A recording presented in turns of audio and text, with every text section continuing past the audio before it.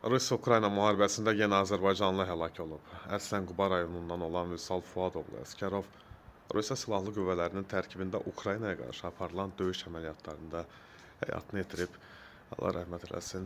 Hər iki tərəfdən, Ukrayna tərəfdən də Rusiyaya qarşı döyüşənlər arasında ölənlər olur, azərbaycanlılar, yəni o mənada deyirəm, ölənlər yoxsa hər gün onlarla yüzlərlə insan həlak olur müharibədə, döyüşlər gedir, çünki döyüşlər dayandırılmır, atəşkəs elan olunmur.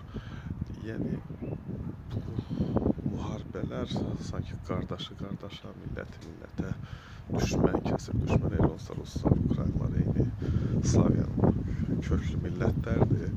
Bunlar zəhənnəm indi lor dilində desək də, onlar bir yana, onların dövlətçilik tərkibində yaşayan və hətta vətəndaş olmuş və yaxud da müvəqqəti yaşayış orada hal-hazırda olan digər millətlər də, qeyri-millətlər də bir-birinə qarşı döyüşməli olur.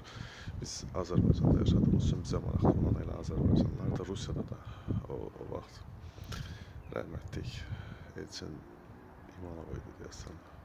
Aktyor demişkən, Rusiyada niyə 3 milyon Azərbaycanlı yaşayır və s. və axırda. Rusiyada da Azərbaycanlılar çoxdur, əlbəttə ki, Ukraynada Azərbaycanlılar az deyil. İndi Birinci Qarabağ müharibəsi başlayanda müharibədən əvvəl köçənlər olub, Sovet vaxtından yaşayanlar olub, hətta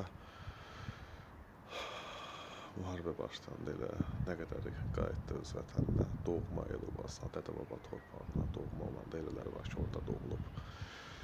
Amma bütün bunlar ölümlərin, itkilərin qarşısını kəsmədi. Yəni, heç bir dövlət nə qədər yaxşı inkişaf eləmiş, möhtəşəm həyat tərzi olan respublikada belə heç nə sığortalanmayıb. Ona görə özünüzdən müğayət olun.